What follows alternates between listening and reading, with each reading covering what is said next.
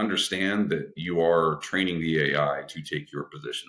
For whoever listens to this and whatever, like just know that that's what's going on, because people are the biggest cost that any business has, and they'll be we're disposable, especially nowadays. By the time people look at this and do the numbers and the financial wizards come in, they're going to look at this and go, if an agentic AI system can do your job, you're gone, because I don't have to pay the agentic AI benefits. I don't have to worry about it taking days off. I don't have to give it HR training and all these other things. Like it is way cheaper than people. So be aware that if your business is making you use AI tools, you are training yourself out of a job.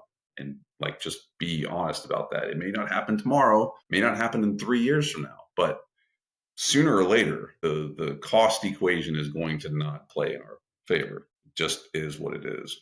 Data breach at healthcare services firm EpiSource impacts 5.4 million people. I wonder if EpiSource or EpiSource, whatever, are they publicly traded? Let's go see. EpiSource LLC, California. Are they public?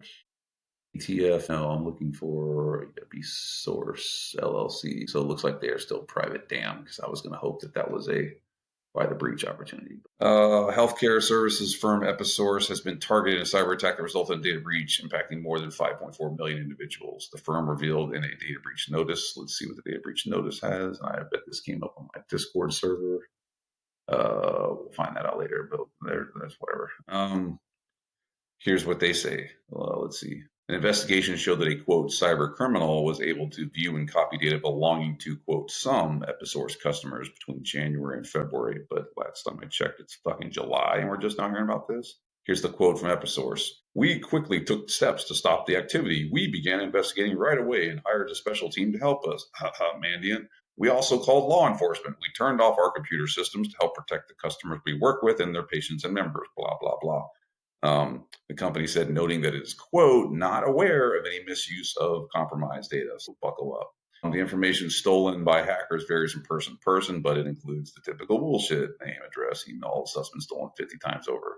A source told the Department of Health and Human Services that the incident impacted about 5.4 million people. Some EpiSource customers, such as Sharp Healthcare, have published their own data breach notice. Okay, so this is like bigger company that's got hooks into others. 5.4 million people. So yeah, not cool. Russian hackers bypass Gmail with app-specific password ruse. Sounds kind of Russian.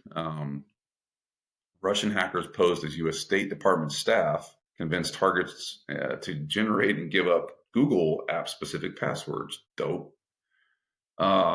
Let's see. According to documentation from Google's threat intelligence group, the operation ran from April into early June and impersonated U.S. State Department officials in email threads with flawless English because they got it from an AI system, and copied to 4 bogus @state.gov colleagues in emails. Google tracks the threat actor as UNC 6293, believes it's linked to APT 29.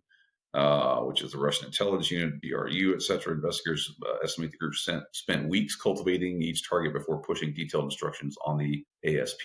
One victim, British writer Keir Giles of Chatham House, exchanged more than 10 emails with a sender calling herself Cloudy S. Weber.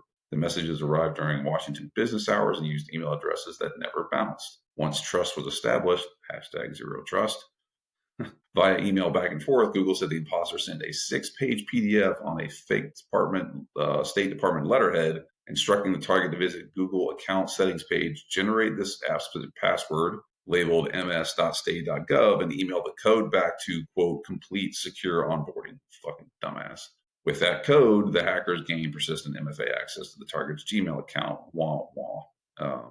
Citizen Lab, which reviewed the lure at Giles' request, said the emails and PDF were free of the minor language slips often seen as phishing messages because AI makes them better. The researchers suspect generative AI tools, fucking shocker, were used to polish language. This was a highly sophisticated attack